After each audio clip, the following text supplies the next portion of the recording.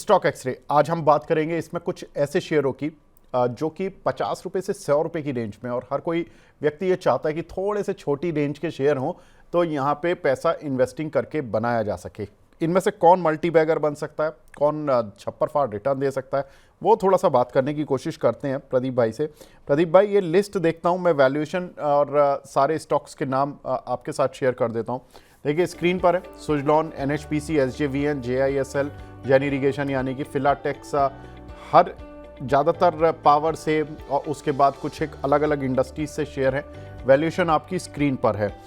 मैं शुरुआत करता हूं और उसके आगे भी एक लिस्ट वो भी देख लेते हैं। जियोजित फाइनेंशियल, दौलत एल्गो, नेशनल फर्टिलाइज़र और इक्विटास स्मॉल फाइनेंस बैंक, ये कुछ एक शेयर्स और हैं जिन पर हम फटाफट से बात करेंगे। प्रदीप भाई ये बताएं, सुजलॉन, इसमें मेरे ख्याल से आधा हिंदुस्तान जो निवेशक है वो फंसा हुआ है, कुछ ना कुछ शेयर जरूर ले रखे होंगे उन्होंने, कुछ प्रॉफिट में लोग, कुछ लॉस में। ये बनेगा wealth creator sir? Long term chart बताइएगा। देखिए बेसिकली सर मैं 74 से स्टॉक को एक बार सेल कॉल दिया था, तब से स्टॉक कभी चला नहीं है। और मैं तब से कभी भी बाई कॉल नहीं दिया हूँ, क्योंकि स्टॉक का फंडामेंटल चेंजेस हुआ है, बहुत सारे लोगों का ना बाइंग है इसमें। अभी तो रिसेंटली बाइंग है बहुत, लेकिन बहुत कम लोगों का बाइंग।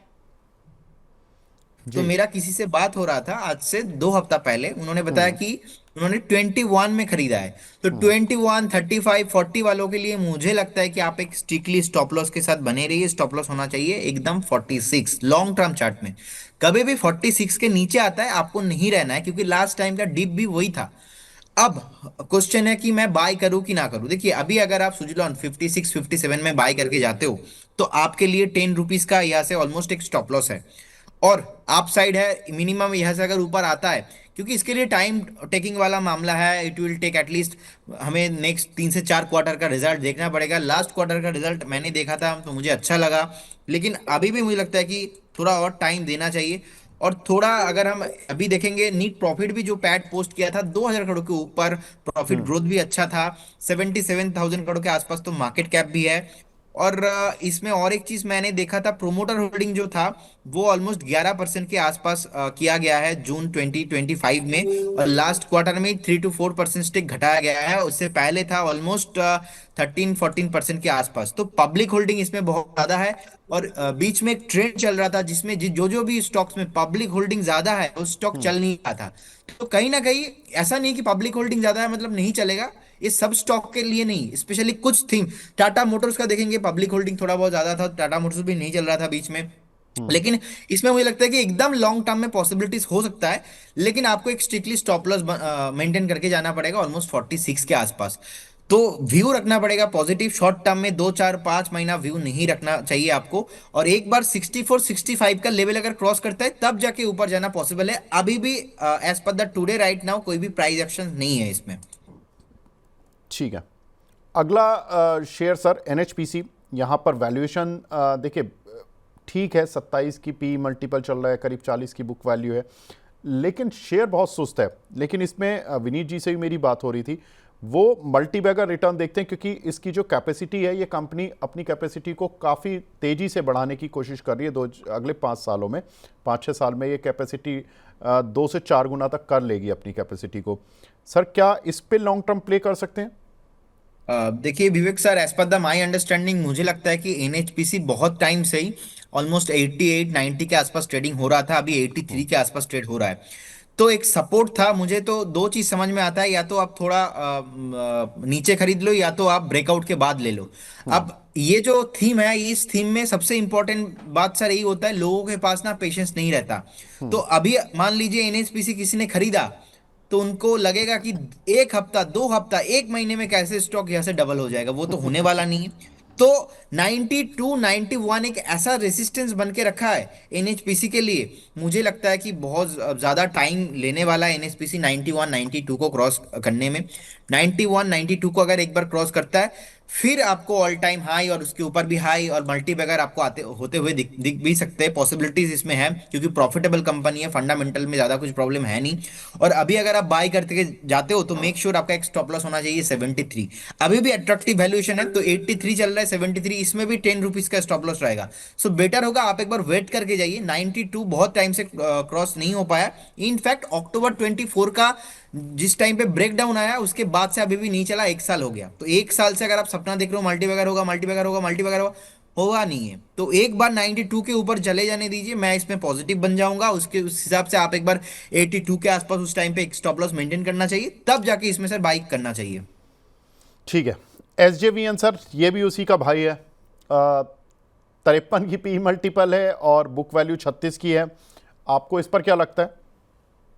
देखिए एनएचपीसी भी बहुत टाइम से कंसोलिडेशन ही हो रहा है, ऑलमोस्ट आप देखेंगे ऑलमोस्ट मार्च 25 से लगातार कंसोलिडेशन हो रहा है, लेकिन ये जो एक डाउनफॉल था इसमें एकदम बियरिश नेगेटिव पैटर्न था, वो थोड़ा बंद हुआ है, अभी कंसोलिडेशन हो रहा है। तो हर एक स्टॉक का तीनों तरह का ही ट्रेंड होता है, up trend, down trend, sideways. तो डाउन ट्रेंड हो गया, साइडवेज हो गया, फिर से अप ट्रेंड पॉसिबल है। लेकिन स्टॉक को मैं खरीदूंगा एक बार थोड़ा महंगा, 100 के ऊपर। 100 के ऊपर मुझे लगता है कि आपको खरीदना चाहिए। और आप 100 के ऊपर इसको आप मान लीजिए, उसमें 40-50% रिटर्न उस टाइम पे पॉसिबल होगा। मतलब 140-150 का टारगेट मैं आने वाला दिनों में आते हुए देख पा रहा हूं, अगर 100 के ऊपर सस्टेन होता है। मेरा दो स्टाइल है स्टॉक पिक करने का, या तो मैं बहुत नीचे खरीदूंगा या तो मैं ब्रेकआउट के बाद खरीदूंगा। अगर अच्छा कंपनी है, अच्छा फंडामेंटल है, मिड कैप वाला है, थोड़ा बहुत चल रहा है, तो मैं उसको थोड़ा बहुत जो है अच्छे वैल्यूएशन पे लेता हूँ, थोड़ा नीचे लेता हूँ। और एसजेवीएन भी बढ़िया लगता है, लेकिन एसजेवीएन क्योंकि नहीं चल रहा है और मैं कहीं ना कहीं ट्रेंड के साथ जाऊंगा। आप देखेंगे ऑलमोस्ट 170 के आसपास भी था फरवरी 24 के आसपास, वहां से जो स्टॉक नीचे गिरा, स्टोरी कुछ भी हो लेकिन स्टॉक चला नहीं है। तो इस बार अगर स्टॉक 100 के ऊपर सस्टेन करता है, क्योंकि 104 103 एक रेसिस्टेंस है, तो 100 के ऊपर एटलीस्ट स्टॉक आ जाए, वीकली क्लोजिंग दे दिया जाए, तो उसके बाद जाके हम इसको बाय करेंगे। ठीक है। इस बीच में आपको बता दूं, ये BEML अभी जो बताया था प्रदीप जी ने, अब ऑलमोस्ट अपने पहले टारगेट की तरफ आ गया, 4347 रुपये 70 पैसे। भाई मुबारक हो प्रदीप जी, ये मैं ग्रेस मार्क्स आपको दे दूंगा ₹2.5 का, ₹2.30 का ही देना। तेरालीस सौ थैंक यू, सैंतालीस थैंक आ यू। गया, क्योंकि आपने 4290 पर कॉल दी थी, 4347 70 आ गया। अब अब आप मत बोलिएगा कि टारगेट सर अभी भी ₹2-2.5 रह गए। इतने बड़े शेयर में सर ₹2-2.5 तो ग्रेस मार्क चलता है। Exactly exactly exactly sir. भाई टारगेट हिट की प्लेट लगा दीजिए, टारगेट हिट बना दीजिए इनका, बस हो गया काम। चलिए प्रदीप जी, अब आप मुक्त हैं। पहले आपने जो ट्रेड दिया था उससे। अब अगर दर्शकों ने नहीं किया प्रॉफिट बुक तो भाई ये उनकी रेस्पॉन्सिबिलिटी है। 4500 का टारगेट है, अगर कोई बहुत रखना चाहता है इस काउंटर को तो वो रख लें, अलग बात है। आगे बढ़ते हैं। अगला शेयर है JISL, जैन इरिगेशन। प्रदीप भाई ये ना कल काउंटर चला था, मूव में था ये काउंटर, और देखिए मॉनसून से जुड़ा हुआ ये शेयर है। मॉनसून अच्छा रहता है तो इस काउंटर को भी, कंपनी को फ़ायदा रहता है। अब रिजल्ट सीजन जब शुरू होगा, जब पता लगेगा क्या फ़ायदा मिला। वैल्यूएशन में इनकी पी वगैरह तो इतना खास नहीं है, लेकिन बुक वैल्यू से ये शेयर नीचे चल रहा है। ₹83.70 की बुक वैल्यू है। इस काउंटर पर आपकी राय? देखिए थोड़ा इसमें वॉल्यूम कम होता है, और जिस तरीके से कल एक मोमेंटम आया था, आज भी 56 के ऊपर सस्टेन हो रहा है। मुझे लग रहा है कि एक बार स्टॉक अभी 200 जो डीए में है, ऑलमोस्ट 60 के आसपास है, 60.50 के आसपास है, इसको क्रॉस करने दीजिए। क्योंकि लास्ट टाइम जो 200 डीए में था उसके ऊपर सस्टेन हुआ नहीं, उससे पहले एक बार फरवरी मंथ पे हमने देखा 200 डीए में ब्रेक किया था 69 पे। तो अभी जो है ऑलमोस्ट 60 के आसपास निकल के आ रहा है, तो एक बार वेट करने का सलाह रहेगा। 200 डीएमए के ऊपर इसमें एक बार आप बाय करके जा सकते हो, लेकिन अभी नहीं। ठीक है। फिलाटेक्स, ये 56-57 वाली कंपनी है, रुपीज़ वाली। और देखिए इसमें वैल्यूएशन थोड़ी ठीक है, 17.5 का पी मल्टीपल चल रहा है। टेक्सटाइल शेयर की कंपनी है, बुक वैल्यू ₹30 की है। और टेक्सटाइल में अगर देखिए ट्रेड डील हो जाती है, यूरोप के साथ डील हो जाती है, एक्सपोर्टर बहुत अच्छे हैं ये कंपनी, तो इसको कितना बेनिफिट मिल सकता है in terms of chart? Pradeep भाई जरा थोड़ा बताएं। फिलाटेक बताया आपने, राइट? जी, ये 55-56 रुपये ओके, वाला। ओके। 55, 59, 55.95 अभी चल रहा जी बिल्कुल बिल्कुल। है। एक्चुअली दिल में कुछ और चल रहा है सर अभी। डेटा पैटर्न चार्ट देखिए एक बार। डेटा पैटर्न में करंट जोन से लग रहा है कि एक ब्रेकआउट आया है, नहीं, डेटा पैटर्न अवॉइड करना चाहिए। ठीक है, बस अच्छा। ऐसे ही मैं नॉर्मली बात कर लेता हूँ, एक बार किसी को बाई नहीं करना। जस्ट जिस तरीके से यहाँ पे एक वॉल्यूम के साथ वो अपना मोमेंटम आ रहा है, लग रहा है कि सर एक बार 2730 2750 कमिंग सून लग रहा है। लेकिन किसी को बाय नहीं करना है, बाय कॉल नहीं है, बस एक बेस अच्छे से बन रहा है। जिस तरीके से आज सुबह से मैं देख रहा हूँ, कल भी सेकंड हाफ में हमने देखा था कि एक बार डेटा डिफेंस काउंटर है, डिफेंस काउंटर पे एक बार बाइंग आया था। आज अभी डेटा पैटर्न डे हाई में आ चुका है। लग रहा है सर एक इसमें इसमें भी एक मोमेंटम अभी बिल्ड हो रहा है और हायर प्राइस भाई पॉसिबल है, डेटा लेकिन ये पैटर्न बाय का कॉल चार्ट नहीं है। दिखा दीजिए एक बार, डेटा पैटर्न अब दिखाई दीजिए। प्रदीप जी ने सारा तो बोल ही दिया प्रदीप जी, अब फिर आधा मिनट और लेके पूरा खत्म कर दीजिए कहानी को। ये अब लोगों को मोह जाल में सोने की मुद्रा दिखा के और फिर जेब में मत रखो, अब या तो दे दो यार दिखाओ मत सर। अब नहीं, बताओ वो डेटा क्या हो रहा पैटर्न। है कि सर कल भी मोमेंटम आया था, तो ये मोमेंटम आज कंफर्मेशन हो पाएगा कि नहीं, इसलिए मैं थोड़ा कंफ्यूज हूँ, इसीलिए मैं बाई कॉल नहीं दे रहा हूँ। लेकिन जिस तरीके से बेस बन रहा है, लगता है एक बार 2730 पीस क्रॉस करके जाएगा आजकल में ही। चलो ठीक है, तो अभी इसको फिलहाल छोड़ देते हैं। अभी प्रदीप जी की राय नहीं आ रही है। देखो 2700 रुपये का शेयर है, फंस गए तो थोड़ा लंबा फिर मामला भी फंस जाता है। जब प्रदीप जी कंफर्म होंगे तभी बात करेंगे। प्रदीप जी फिलाटेक्स पर बता दीजिए। यस, फिलाटेक्स पे सर मुझे लगता है कि एक बार अभी अवॉइड करना चाहिए स्टॉक को भी, लेकिन एक सपोर्ट है 52 के आसपास। अगर किसी के पास होल्डिंग है तो आप 52 के आसपास एक स्टॉप लॉस मेंटेन कीजिए। 52 बहुत ही स्ट्रांग सपोर्ट है, हमने देखा जून 25 में क्रॉस नहीं हुआ, उसके बाद जुलाई में भी क्रॉस नहीं हो पाया, उसके बाद ऑलमोस्ट 5 टाइम्स ब्रेक नहीं हो पाया 51 के आसपास। आप मोटा मोटा मान लीजिए यहाँ से 50 के आसपास एक स्ट्रॉन्ग सपोर्ट है। अगर किसी को बाय करना है आप करके जा सकते हो, कोई इशू नहीं, लेकिन स्टॉक पे अभी इमीडिएट लेवल पे मोमेंटम नहीं है।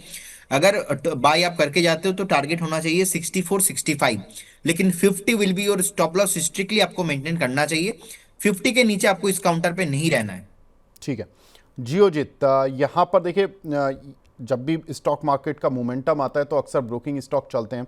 वीकली एक्सपायरी को लेकर बातें हो रही है, लेकिन वो डिस्काउंट ब्रोकर को ज़्यादा इम्पैक्ट कर रही हैं। जियोजित पर क्या करें सर? 14 का पी मल्टीपल है, आजकल मिलता नहीं है शेयरों में 14 का पी मल्टीपल। आपको ठीक लग रहा है या नहीं लग रहा है चार्ट पर? Sir stock what ever stock sir नहीं चल रहा है बहुत टाइम से, और मैंने 90 से भी बताया स्टॉक नहीं चल रहा है। तो नहीं लेना है सर, क्योंकि स्टॉक नहीं चल रहा है 90 से, 85 से, 80 से भी मैंने बताया कि स्टॉक नहीं चलेगा, अभी 74। सो कहीं ना कहीं देखा जाए तो जिनके पास पोजीशन है, आप एक बार, इनफैक्ट मनी नाइन पे किसी ने, मैं संदीप जी के साथ शो कर रहा था उस टाइम पे, किसी ने पूछा था, मैंने 1 lakh Geojit financial service hold करके बैठा हूँ 84 में। मुझे जी। मैंने बोला 1 लाख क्वांटिटी आप बाय करके बैठे हो, बिल्कुल आपको एग्जिट कर लेना चाहिए। 84 के आसपास मैंने बताया था, आज 74 के आसपास चल रहा है, लेकिन एक अच्छा सपोर्ट है ऑलमोस्ट 69 70 के आसपास। तो आई बिलीव अगर आपके पास कोई भी तरह का पोजीशन इसमें है, 70 के आसपास एक स्टॉप लॉस मेंटेन कीजिए और आप बने रहिए इस काउंटर के साथ। लेकिन फ्रेश बाय करने का सलाह मैं इस काउंटर को भी नहीं दूंगा। और सर ठीक है। ये ना मेरे साथ थोड़ा मुझे लगता है कि प्रॉब्लम है, टायर स्टॉक हो लेकिन ट्रेंड अच्छा नहीं है तो मैं देता नहीं हूँ। कोई और बात नहीं, जो कोई स्टॉक, बात नहीं प्रदीप हाँ जी। आई कैन अंडरस्टैंड कि इसमें पोटेंशियल भी रहता हाँ, है। यस। कोई बात नहीं है प्रदीप जी। हमारा काम है कि हमें अच्छे स्टॉक्स जनता को पहुंचवाने हैं। फटाफट से प्रदीप जी, बस 2 मिनट में 3 स्टॉक और निपटा लेता हूं। दौलत एल्गो, ओके। ये काउंटर बहुत हाई बीटा शेयर है। जब मार्केट में तेज मोमेंटम आता है तो ये चल जाता है। वैल्यूएशन ठीक है, 8.5 का पी मल्टीपल है, 57 रुपए की बुक वैल्यू है। इस पर आपकी राय? ओके, अभी 85 के 85 86 के आसपास चल रहा है। हाँ, मुझे लगता है कि एक स्टॉप लॉस आप मेंटेन कीजिए 82.50 पे एक स्टॉप लॉस मेंटेन कीजिए, बने रहिए, लेकिन फ्रेश एंट्री इस काउंटर पे भी नहीं होगा। ठीक है। एनएफएल, ये फर्टिलाइजर से जुड़ी कंपनी, इस पर आपकी राय?